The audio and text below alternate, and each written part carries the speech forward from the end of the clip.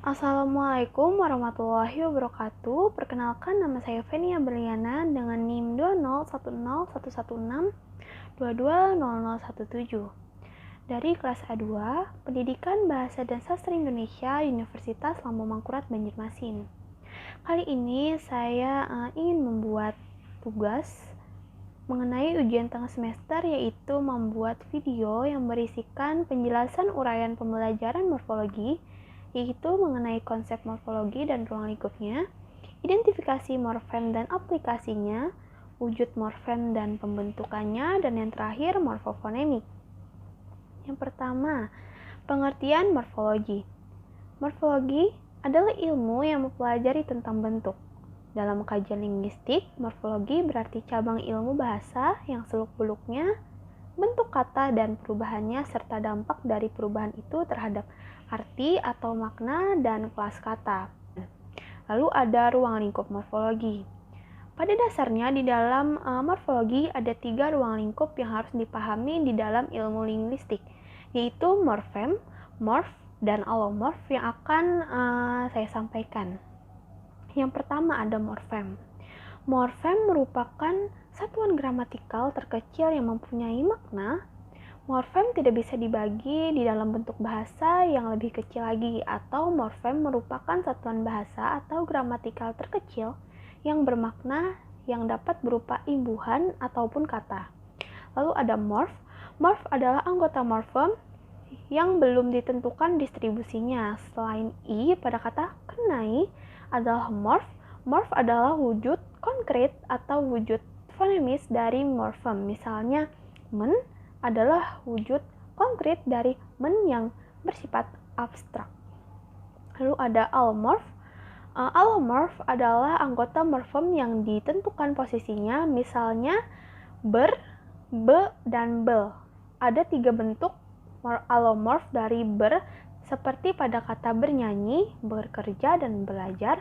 Lalu men mempunyai alomorf meng, men, me, mem, men, dan menge, seperti pada kata mengajak, menulis, melukis, membawa, menyapa, dan mengecat.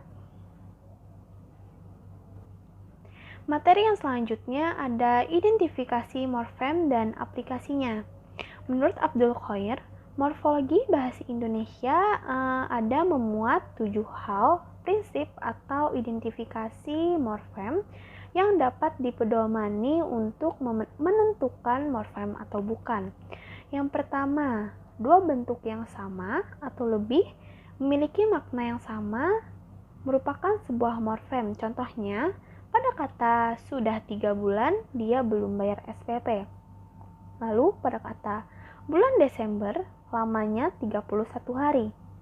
Nah, kata bulan pada kalimat berikut adalah morfem yang sama.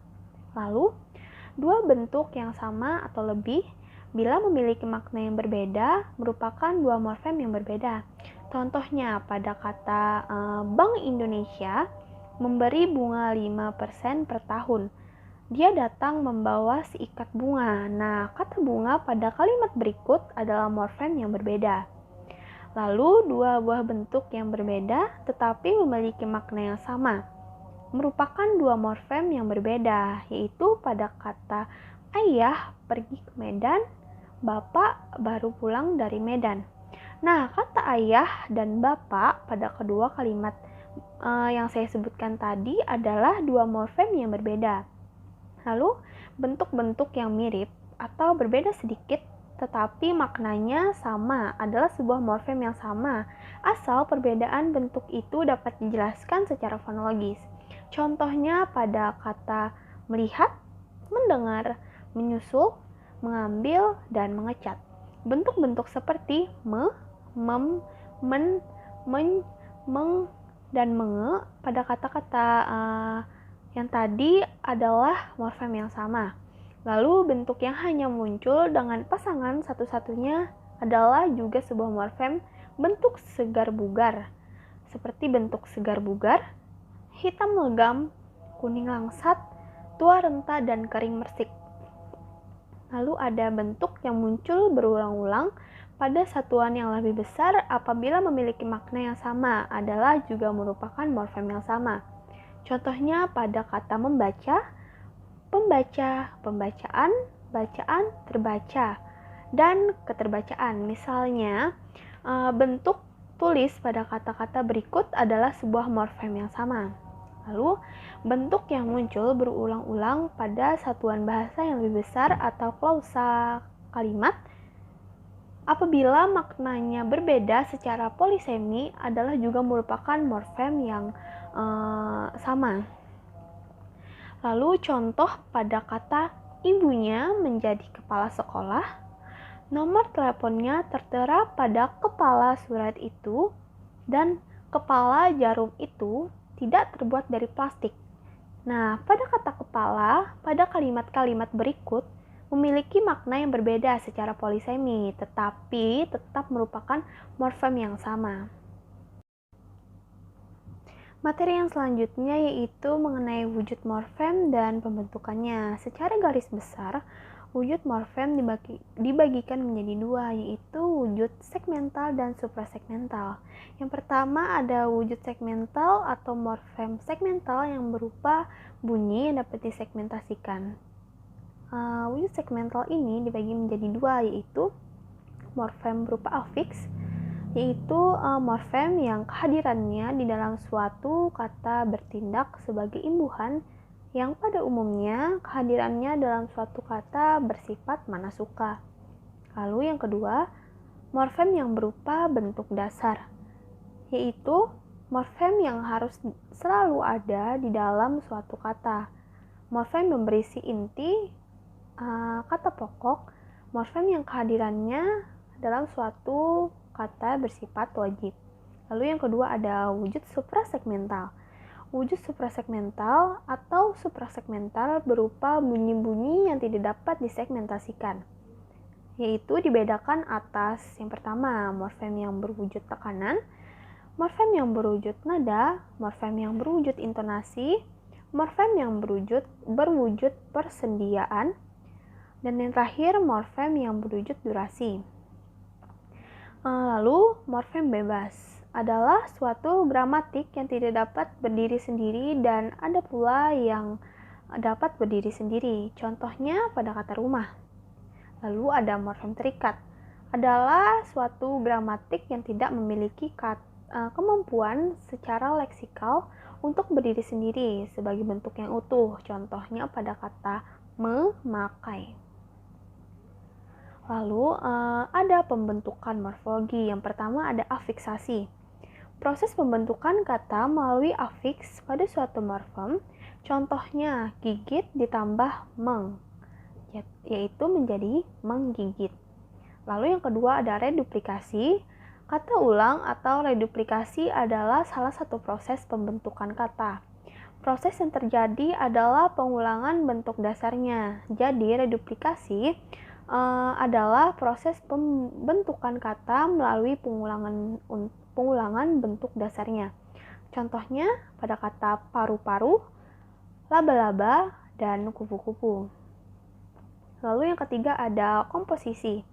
Komposisi atau pemajumukan adalah proses morfologi atau proses pembentukan kata melalui penggabungan dua morfem dasar, baik yang bebas maupun yang terikat, sehingga membentuk sebuah konstruksi yang memiliki identitas leksikal yang berbeda atau yang baru. Contohnya, rumah, sakit, terima kasih, darah daging, orang tua muda, berterima kasih, menyebarluaskan, manakala, dan kilometer. Lalu yang keempat ada konveksi. Konveksi sering juga disebut derivasi zero, transmutasi, dan transposisi. Merupakan proses pembentukan kata dari sebuah kata menjadi kata lain tanpa perubahan unsur segmental. Lalu yang kelima, ada pemendekan, yaitu proses penanggalan atau pemotongan bagian-bagian leksem atau penggabungan leksem sehingga menjadi sebuah bentuk singkat tetapi maknanya tetap sama dengan makna bentuk utuhnya. Contohnya lab atau labo dari bentuk utuh laboratorium. Lalu yang keenam, produktivitas proses morfonemis dapat tidaknya proses pembentukan kata itu, terutama afiksasi, reduplikasi, dan komposisi. Digunakan berulang-ulang yang secara relatif tak terbatas, artinya ada kemungkinan menambah bentuk baru dengan proses tersebut.